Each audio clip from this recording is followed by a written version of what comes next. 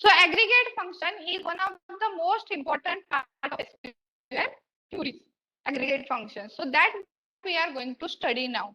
Aggregate functions are the functions that a collection or set of multiple attributes or the values as input and return a single value as the output. It takes multiple values as the input and a single value as the output. SQL offers 5 built-in aggregate function. Built-in. Again, I am telling as these are built-in means the SQL compiler itself perform that operation. It is built-in operation. Average, mean, max, sum and count. Now see with one by one simple example we'll see first. Find the average salary of all instructors. So how to write this query? Select. For average, the keyword is AVG. For average, the keyword is AVG. The attribute on which we are going to apply the aggregate function is salary. From which relation? From instructor. From instructor. Semicolon. So what is the result of this query? It finds the average salary of all instructors. So the result of this query, it takes multiple values out as an input. So if there are 100 instructors, 100 salary values is considered and gives a single value as a result. For example, 80,000. What is by default name? AVG. It is a by default name for the result and there is a single tuple and single attribute as a result. Single attribute with single value, single tuple as a result. So that is about the average.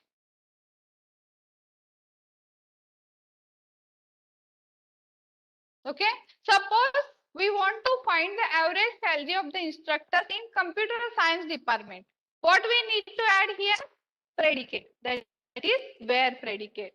Where department name is equal to computer science. I want to rename this average salary with some name, meaningful name I want to give. So for this we use as clause to give the meaningful name. So select average salary as average salary from instructor where department name is equal to computer. So here it gives the result with AVG salary. New name given to the resulting attribute AVG salary. And from which department it is? From the computer science. Now see, retaining duplicates is important in some cases. Now while we calculate the average salary, duplicate is important, correct? For example, suppose there are 3 salaries, 50,000 of the first instructor, second instructor 50,000, third instructor 80,000. So total is 1,80,000 divided by 3. So the average is 60,000. But if I remove the duplicates, what happens? It will, any one of it will remain, remove. So 50,000, 80,000 and it's the average. It gives the wrong result, 65,000. So in some cases, retaining duplicates is important in computing the average. We cannot remove the duplicates. But in some cases, we need to remove the duplicates. And in that case, to remove the duplicate, which keyword is used? To remove the duplicate, distinct keyword is need to use. In some cases, we need to remove the duplicates. So there are cases where we must eliminate the duplicate before computing the aggregate function. If we want to eliminate the duplicates, we use the keyword distinct. Now what is the example given here? Find the total number of instructors who teach a course in the spring 2010 semester. Find the total number of instructors who teach a course in the spring 2010 semester. How to write and what attributes we wish to appear in the result and which aggregate function is required here. Select, count, distinct in ID. So ID, we are going to count the ID of the instructor. So for that ID, the word distinct is used. If that instructor teach multiple courses, then that ID appears multi. I teach you PBL also. So PBL, if it is a separate course, database is a separate course, database lab is a separate course. So my ID appears 3 times. I am counted 3. I am counting here, correct? So that count means 3 times. And that's why to avoid duplication, use distinct word. So my ID appears or my ID consider only 1 time in the count. Even if I teach 3 courses this semester to you. Have you got? So here in this case, the distinct ID word is required or distinct keyword is required. So it count only those IDs for the instructors when semester is equal to spring and year is equal to 2010. Okay, so normally the count function is used to count the number of tuples in the relation. For example, you are doing a practical, okay, and you have inserted so many tuples in a particular relation, and after some time you forgot how many tuples you have inserted. So instead of opening that database, looking at the table, how many tuples are there, you can count it directly using function. How many tuples are there in your relation that you have already inserted. So for that the star is used, asterisk is used. So count asterisk, select count asterisk from the course means if there are 100, 200 tuples, then what is the result of this query? 200. How many tuples are there in the course? 200 tuples are there. Instead of this asterisk, which attribute we can use here which gives the same result? Primary key. Why? Because primary key is unique. No duplications are there. So instead of asterisk, if I give here course ID, then also it gives the same result. Anyone you can use, but normally count star is used to count the number of total number of tuples in the particular relation. Okay. So the next one, aggregate function. These are some examples already we have seen related to the simple aggregate function. Before start with group by, one more example I am going to tell you. Suppose I want to find the minimum salary of any instructor. Then select min salary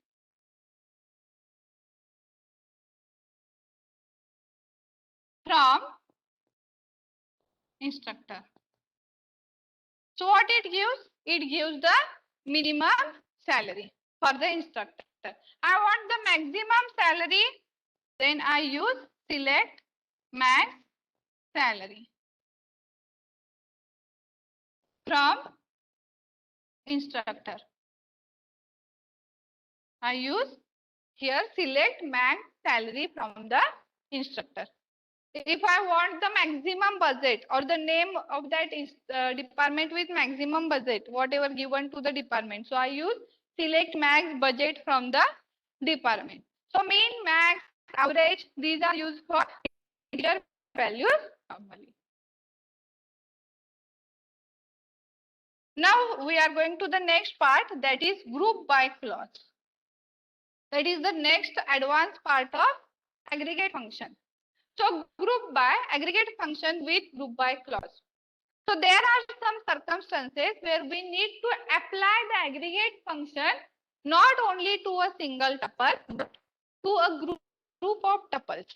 We need to apply the aggregate function not only to a single tuple but to a group of tuples. Now see, previously we calculate the average salary. So in that it go for the first tuple, it is 2000, 20,000, 30,000, 40,000, 50,000 and make its average. Correct? Means every tuple is considered here. That aggregate function is applied to every tuple. But there are some cases where we need to apply the aggregate function on a group, particular group of tuples. So in that case, we use group by clause. Now see it with the example. Find the average salary of instructors in each department. Means we want the department wise average salary. Previously we calculated, but we calculated it for entire instructors. All the instructors average salary we calculated. But we now want it department wise. Means computer department average salary, biology department average salary, physics department average salary. Okay. So this we have here the previous. So here how this query execute? See, select department name, comma, average salary. In the result, what we want? Department name and this average salary. What we want? Department name and its average salary. So in the select, department name is there, average salary is there. It is renamed. It is not compulsory, optional as average salary from instructor, group by department name. So group that values by department name.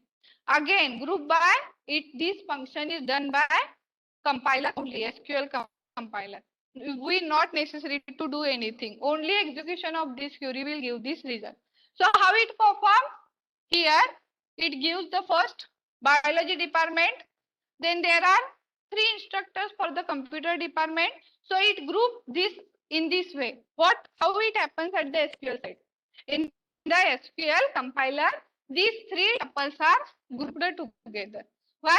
Because we have given here group by department name. So these 3 computer science tuples comes together and calculate its average salary 7733. These 2 tuples are grouped together for finance and calculate it 85,000 in this way. So group by it is used when we apply the aggregate function on a particular group, not on a single tuple.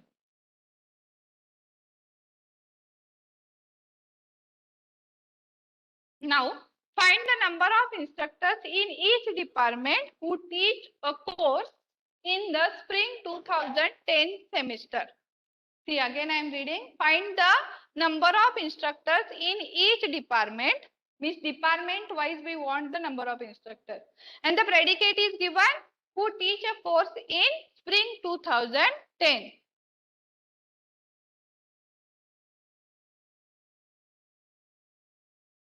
Okay, so the query for this is select department name, count distinct ID from instructor, natural join teachers, where semester is equal to spring and year is equal to 2010, group by department name. So first where is used and then group by is used.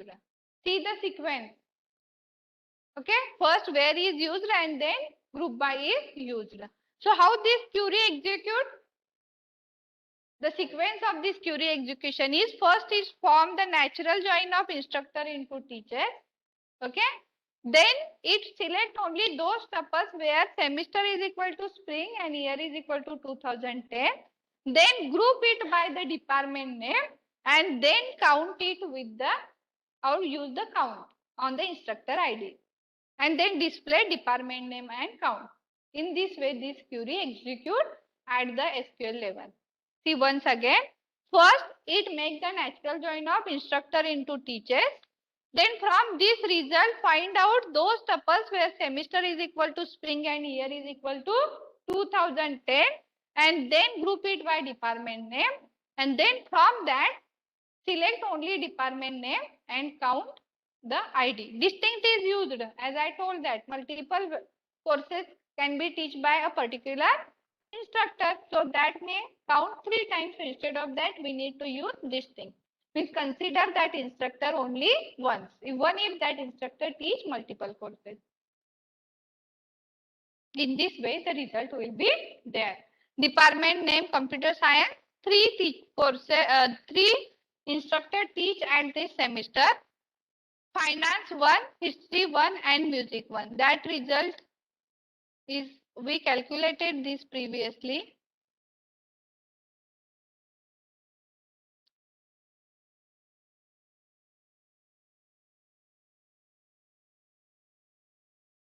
Okay. So spring 2010, these are the courses. So how many from computer science? 4 are there actually. So these two multiple appears only 2 times. Finance 1, history 1, music 1.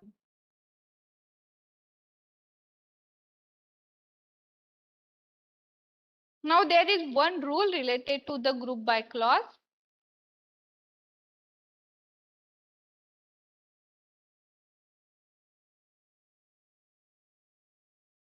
Okay.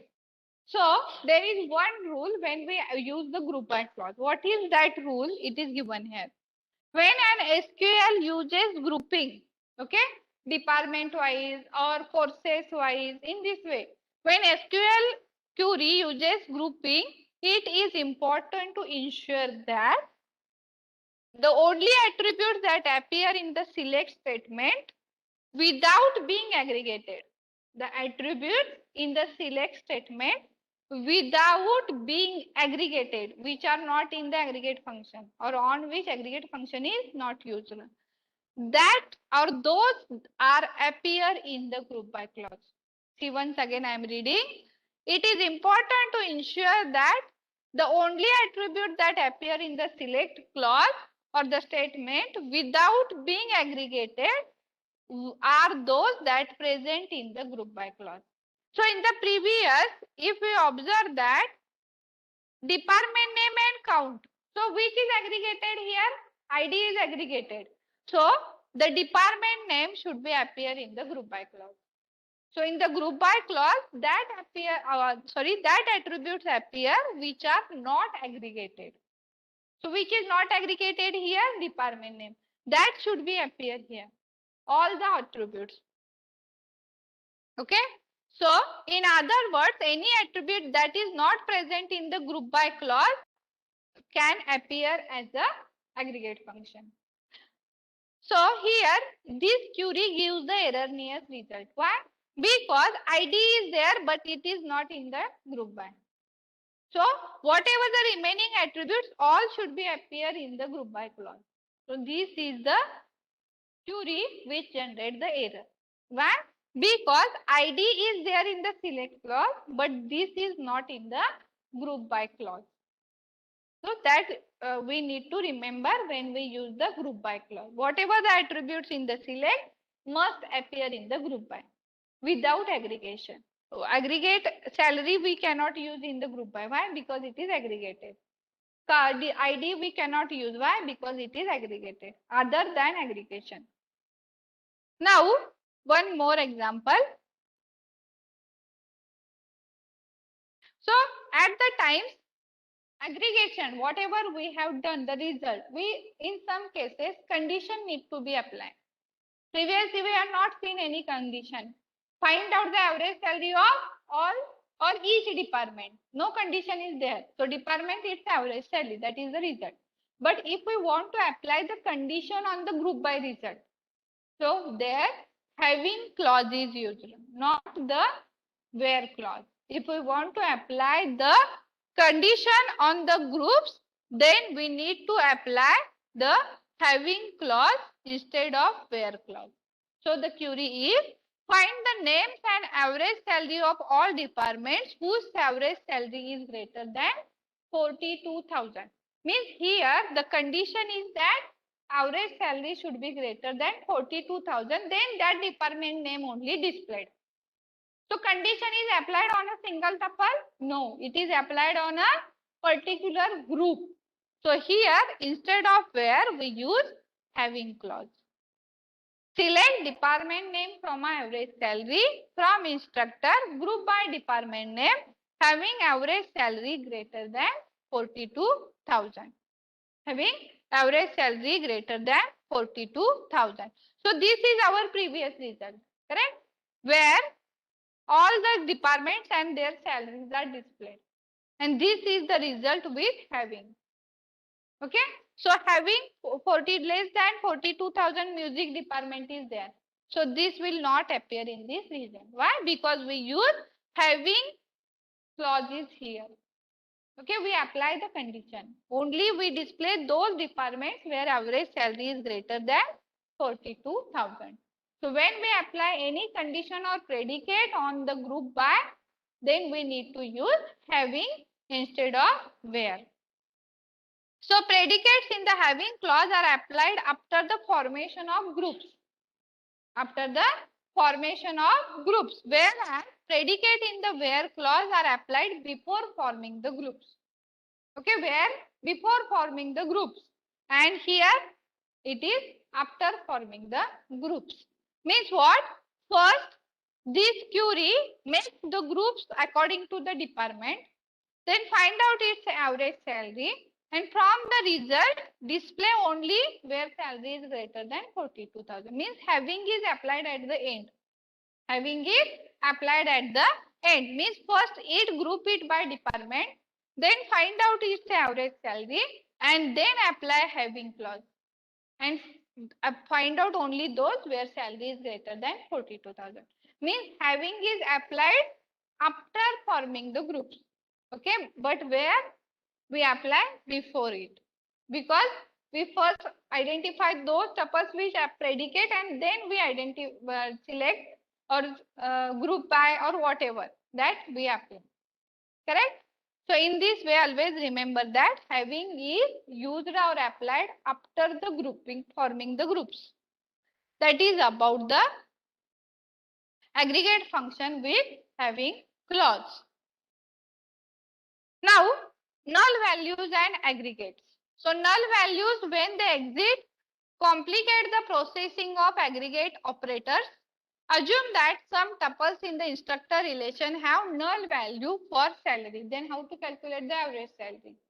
If there is some null values for the average salary, then in this case, select sum is used, sum salary from instructor. We calculate the sum total salary of the instructor, then it ignore the null values and select only those where the value is available. Null are ignored. Okay, null are ignored, but all aggregate except count star ignore the tuples with the null value. Means if we calculating the minimum salary, if there are some values null, it ignore that. If we calculate the maximum salary, then it ignore. If we calculate the sum, for example, this query, there are 5 tuples salary, okay, with 10,000, 15,000, null, and 20,000. Okay. So it ignore this null value and calculate the sum, that is 45,000. Okay, but it not ignore the null value. In some cases it return the 0, or in some cases it gives the error. Depends upon the database. So count not consider or not ignore the null value. That is about the null values and aggregate function.